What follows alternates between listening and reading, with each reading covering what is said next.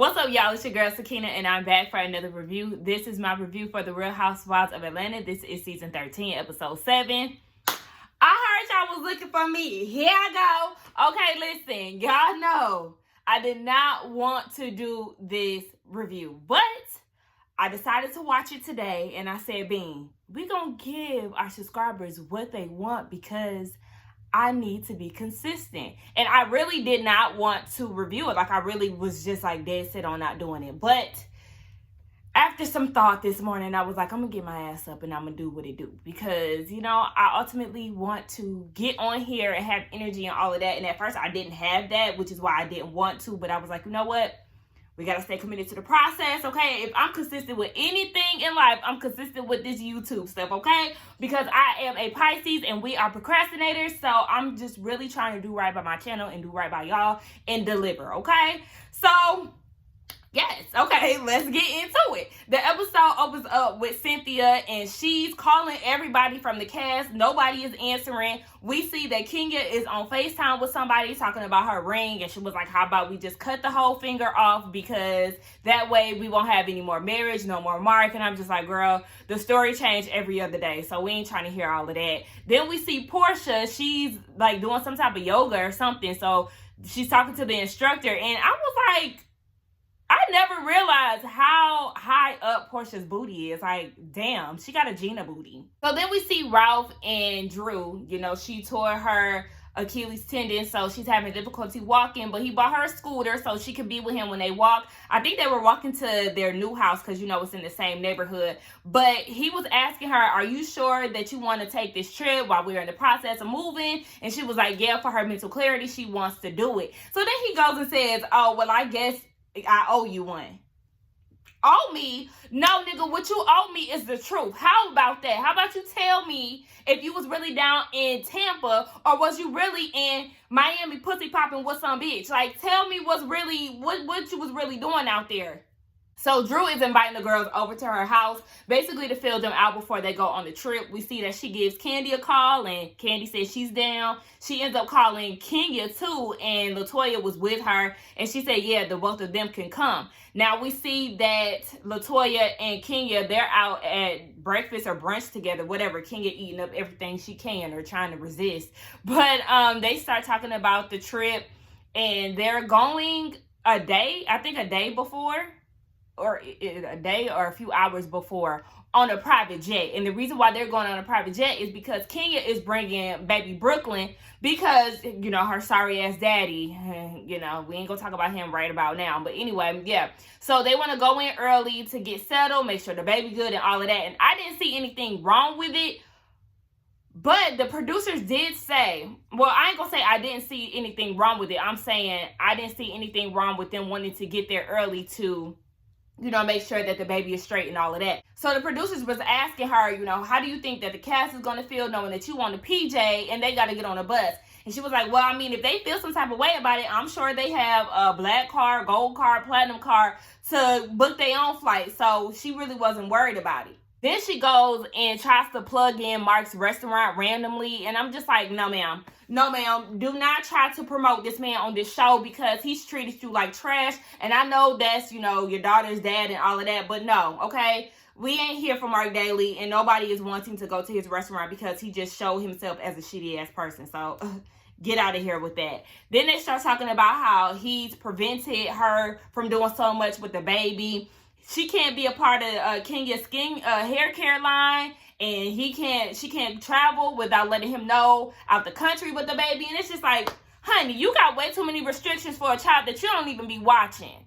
So then we get down to Drew's dinner party, and I like Drew's hair, but that eyeshadow, absolutely not. Them pants, hell no. Because I was going to say, you know, I like her outfit. And then we got the full body pic of them shoes. And them pants. And I was like, bro, what? Whose idea was this? Them fringy ass pants? Hell no. It was funny as hell when everybody kept knocking on the door and nobody was answering. Like, they did that twice throughout the episode. And it's like, listen, either y'all need a louder doorbell or y'all need to be in the house and tell everybody get here. But Candy gets there and she compliments Drew on her hair. Like, you know, I'm fucking with that. I'm going to have to tell Toya, you know, because they did a flashback 4 days before who was it? Candy, Toya, Cynthia, and Candy. Did I forget Porsha? Yeah, it was Porsha. I said Candy's name twice, I think. But anyway, they all got together and LaToya is going off about her hair. And I'm just like, girl, like, can you please get off of her nuts? Leave her fucking hair alone because it's not even that serious.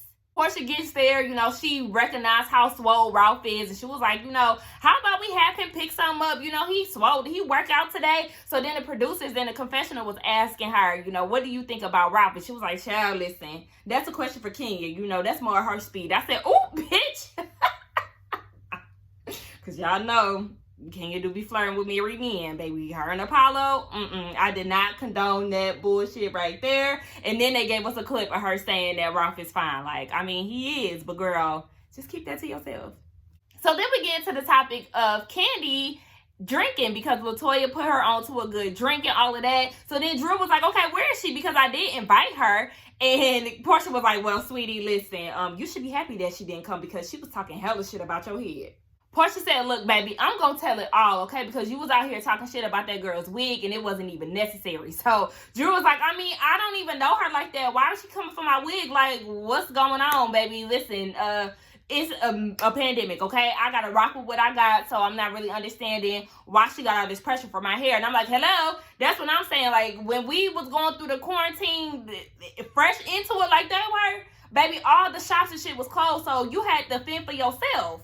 Porsha then say, you know, I wasn't the only one who was there. Cynthia and Candy was there too. But my whole thing is, if you got a problem with her wig, then tell her that. Just say what it is. Cynthia in her confessional was like, girl, thank you for throwing us under the bus. But damn, it's not that serious. Like, we all have bad wig days. And I agree. So then Drew goes and looks at Kenya. Was like, I mean, look at Kenya. She's dealing with what she's dealing with. And she looks good. I was like, whoa. Bitch, why did you just shade her like that? I mean, we all know Kenya does have a healthy mane of hair, okay? But in that scene, it was looking a damn mess. So I feel like, Drew, you was shading the hell out of her. If you didn't like her hair, then just say it then. She shouldn't have said that, though, because that's just giving Kenya the green light to come for her. And in her confessional, Kenya did say, baby, when it comes down to clothes and beauty, Drew ain't fucking with me. And I said, Kenya, that is me. Now, she, from what I see thus far, her dressing choices, no. But she's a pretty girl, so I don't feel like, everybody look a mess on their first season. So give her another season, and I'm sure she's gonna step it up. So then they start getting into Drew's personal life, right? You know, her mom is a pastor and all of that. So they was talking about Sunday service. And Drew said, Ralph plays the piano and I sing. So they was like, all right, let's hear a little something. She sings Amazing Grace. Girl, American Grace, what? She sings Amazing Grace and she sounds really good. So Porsha in her confessional with that terrible ass gold, I hate that confessional look. But anyway, she was like, okay, you want to sing Amazing Grace? Okay, I did my thing with it. Just know I did it first. And they showed the flashback of Porsha singing American Grace, Amazing Grace, during that one reunion. I forgot what season that was. And that's so funny to me, y'all. When I tell you Todd, Candy, Nene, Kenya, they all was looking like, girl, the fuck? She did sound a fucking mess. So then they get to the topic of the trip. And Drew goes and tells Kenya, well, how we all gonna get there? We getting there on the bus? Oh, okay, well, how you gonna get there? Oh, you gonna get on the jet. So, of course, she had to let them know that she was flying private. And everybody's looking like, girl, what? So you gonna have us on the bus and yet you getting on the jet? And Drew said in her confessional that right after the conversation that they had, Kenya texted Drew and was like, don't tell the other girls. But I'm wondering, Kenya, why did you want to keep this as a secret? Because, in your confessional, you were saying if they had a problem with it, then they can book their own. So why did you feel like it needed to be a secret? So then she's going to go and say, well, I was really inspired by Porsha. It was her idea. No. You cannot run with that because Porsha's idea of a private jet was for the entire group. Not just you and LaToya, girl. Don't try to be cute. So like I said, that definitely gave Kenya the green light. Kenya said out of her own mouth in her confessional that Drew is on her radar. So she going to be coming for her. And all the girls end up leaving. And I was noticing did y'all peep how nice Ralph was while the girls was there, giving shots and handing out waters, got his little mock turtleneck shirt on with his short sleeves. I said, sorry, we still do not see it for you. Back up. You see all the girls packing up, and Cynthia is talking to Noelle. You know, she's a little bit nervous with this trip because she don't want the girls to be acting up. And she asked her, how did she feel? How did Noelle feel about this sweater? And it was confusing the hell out of me because I'm like, girl, it's Atlanta, Georgia. It's the summertime. Why do you have on a knitted shawl or whatever the hell that was supposed to be? Kimono? Like, girl, beach cover? No, ma'am. You see Drew and that wig. That wig. No, ma'am. Girl, you look crazy as hell. She was asking Ralph what he thought about her outfit. I thought she was asking about the wig. And then she came out with a second outfit choice, and I wasn't feeling that at all either. I was like, you know what, Drew? Just throw everything away, sis. I'm sorry, but no, I'm trying to look out for you because I was not feeling none of that shit. So then we see Ty and Candy. They're talking. Come to find out, Ty is in charge of Mike's bachelor party. So, you know, he's talking about all the things that he has planned. And Candy is like, well, damn, maybe I should throw Cynthia a bachelorette party. And Ty was like, yeah, you should do it while y'all are there. You know, make it a whole thing. Matter of fact, we did the dungeon show in Charlotte. Hit up your connects out there, get the strippers and all of that because, you know, they know everybody. And I said, come on, Ty. Come on, Ty, with the ideas. I was so here for all of that, but y'all know how it's going to go down. So then we see that Kenya is getting ready to head out to go to South Carolina. And she was saying that, you know, she's bringing the baby because she's never left her alone, not even with her dad. She wishes that she had a husband that she can leave her baby behind with, but she ain't got that in sorry-ass Mark. And I said, for somebody who don't watch his kid or don't spend time with his kid, how you got all these damn demands and do's and don'ts? Nigga, you don't even look after her, so what are you saying? It couldn't be me. I promise you, it could not be me. But LaToya shows up, and she's trying to get her luggage out the car, baby. Y'all know Kenya live on a slippery slope, hell. So her luggage gets to sliding in the grass and shit. It was funny as hell to me. But they get in the car, and Kenya's like, girl, what you done started up? Because down at Drew's house, Porsha was telling all your business about how you was talking shit about Drew. So LaToya is in her feelings, and she was like, oh my gosh, Porsha is so extra. Porsha's extra, yet your whole claim to fame on this show is Drew's wig. So, I mean, who's extra? Now, Porsha gets down to Candy's house because that's where everybody is meeting up to get on this little shuttle. And she's there, and she gets dropped off by Dennis. Of course, you know, Candy is like, oh, okay, what's this about? Because, I mean, you always talking about y'all not together. The moment you get some Henny, it's a whole different story. And Porsha said in her confessional, well, you know, him dropping me off at Candy's house, it was a real sweet gesture, you know, and plus I didn't want to have to Uber. Girl, you got money to Uber, one. Two, where is Lauren, Diane? Like, girl, you got other options. You could have left your car at Candy's house. Like, girl, just be making up all kind of excuses just to be with Dennis. That's okay. If you want to be with him, girl, just be with him. But at the same time, stop trying to sell this story or you not wanting to be with him and all this extra shit. And I'm saying if he could take your ass to Candy's house, then he could show up to the Hills wedding. Because, I mean, shit, you making a whole bunch of noise for nothing. Then her and Candy start talking about them being early and how it's gonna be a good time, and you know, they shake hands or they do something, they hug it out, and Shamia's there too. So Porsha was like, oh my gosh, let's kiss. No ma'am, no, Miss Dungeon, drag me down to the sex dungeon. Absolutely not. Candy don't want to be kissing all up on you, girl. No ma'am. They're on their way to South Carolina, and Candy want to know straight up what's going on with you and Dennis, Porsha, because yeah, he dropped you off at my house, you know I'm an ex. So she said that her and Dennis went out to dinner, and I guess they talked about their issues. He said that he was devastated, and he also said that, you know, he had to get over her wanting him out the house. And he also said, too, that it pissed him off, and he had to, you know, find a way to get over it. I said, what? No, sir. You don't get to cheat on me multiple times and get mad at how I react. Boy, fuck you. Get the hell out of here. Like, this is why I can't stand Dennis. This is why I can't stand a lot of men who think so. I just hate the way men think sometimes. Like, oh my gosh.